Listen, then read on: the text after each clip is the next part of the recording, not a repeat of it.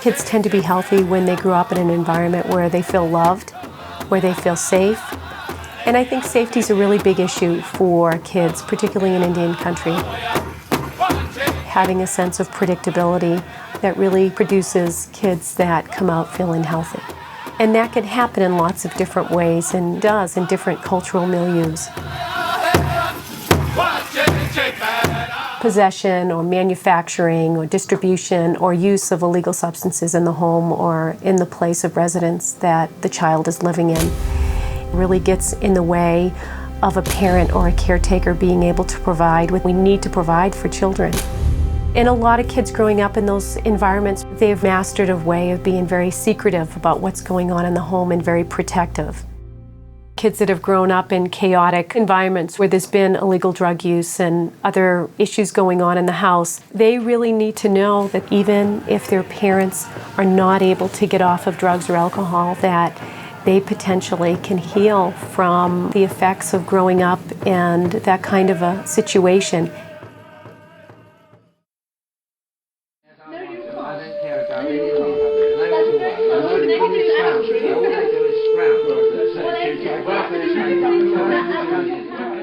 I grew up a very angry child.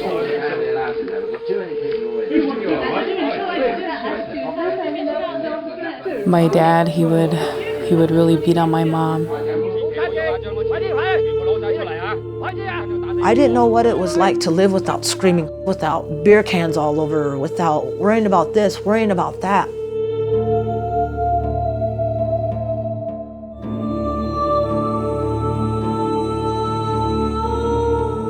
When my dad pulled my mom's hair, I heard some of her hair come out of her head, her scalp. You wake up in the morning and your whole house is all dirty from people spilling beer and your mom's not home. Just a lot of chaos.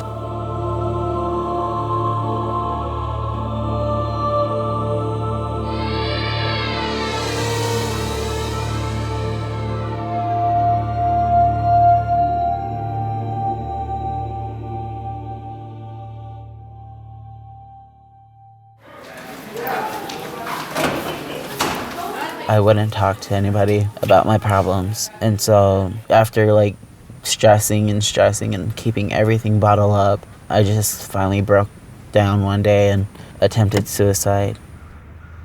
Drug-endangered kids are really kids that are at risk of suffering physical and emotional and other types of harm. I remember my mom being gone a lot. Eating, feeding ourselves was completely up to my brothers and myself. We didn't have clothes. We were pretty much just living on our own, and so that was hard.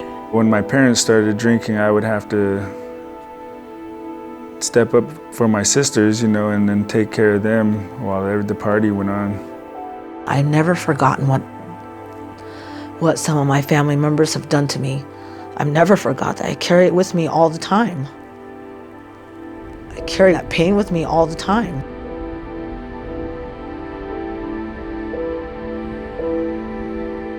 Intergenerational trauma, alcohol abuse, drug abuse, family violence, it all goes hand in hand. This issue is important to me. It should be important to every officer in law enforcement that comes in contact with children. I can't imagine how many calls I've gone to where you have a child, the child doesn't complain, he never says anything, he's just there.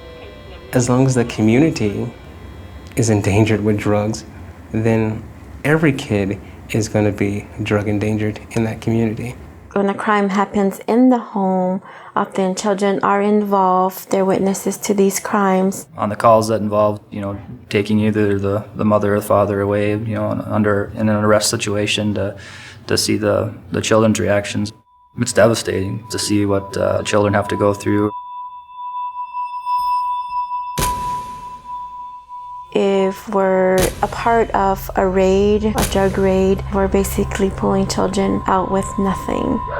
We're traumatizing them by taking them out of their home, their comfort environment, to an area where they're not familiar. That trauma is secondary to what they've already experienced with the crime. Someone needs to be a voice for these children that have no voice. People that are growing up and they're mad and they don't even know why they're mad.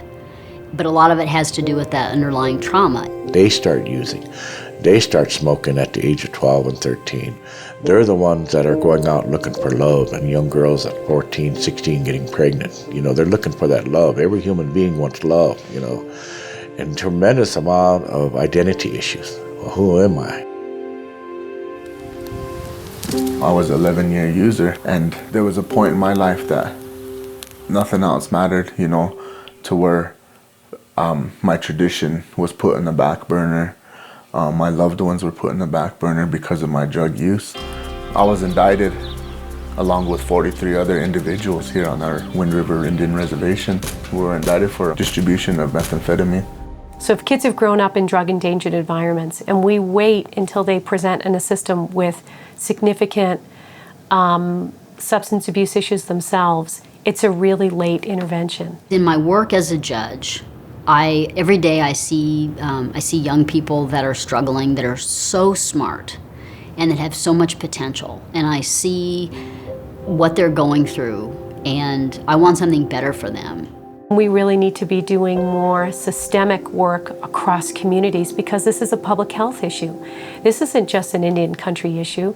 This is really a national public health issue in our country and in our communities. It's a hard thing to talk about, and I think that's one of the problems with our people, is talking about things that really affect us, you know, sharing that, you know. That's one of the biggest problems I've seen working in a clinical environment. They didn't want to talk about it. They know it's there, therapists know that they're there, but it's hard to bring it out. It's really important, especially when we talk about trauma and some of the things that lead to drug and alcohol abuse and some of the issues that we're trying to address. We really have to look at that trauma and the experience of Native American populations, of the tribal people. And there's a lot of differences between tribes, but a lot of the experiences and some of the basic things that people have gone through are pretty similar. Historical trauma in general is really that idea of unresolved trauma and grief, and that really causes or contributes to chronic problems. We're looking at 3 to 5 generations of a distortion, of a distorted view of who we are as Indian people. Not one individual can change this community. It's going to take tribal government, it's going to take every service provider, it's going to take the educational system, the social system. Everybody in these small communities throughout our region are friends and family, and so everybody's impacted when someone is harmed. I am not going to be an alcoholic. If I ever have children, I don't want them to live that way. I mean, I struggled, so I don't want my kids to struggle. All rise. Courts can have a huge impact if especially tribal courts try to embrace the family setting of a community to allow the focus for a family and an extended family, that they really can make a fundamental difference, not only in behavior today, but for kids and grandkids. Change is possible, you know, and it's necessary. I've been volunteering for Fatherhood is Sacred. First, I was court-ordered in my past, you know, because of my drug use and being incarcerated and stuff like that. And after I graduated from there, you know, I just kept coming back. I needed something, man, to hold on to, and that was something that worked for me at the time. The thing that I, you know, found out working with the youth is you have to listen. The answer you're looking for is right there within the youth. My mom's an alcoholic, and most of my family is. I've been in foster care since I was 2.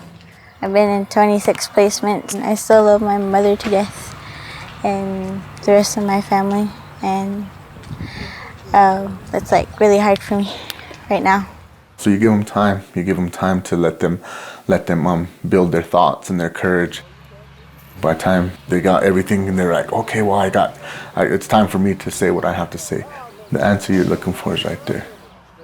Our goal is try to figure out how to make families whole, how to take care of children. I've seen a huge change in the last few years where we're finally collaborating.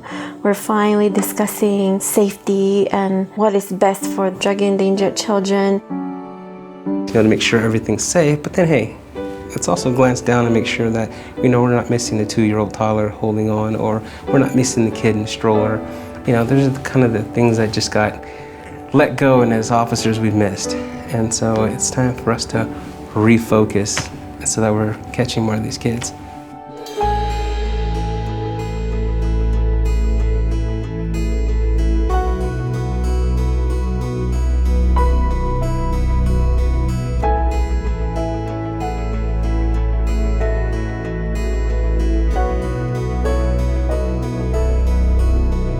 Children are our future, and if there's one child in trouble from a parent or caregiver's drug use, that's one child too many.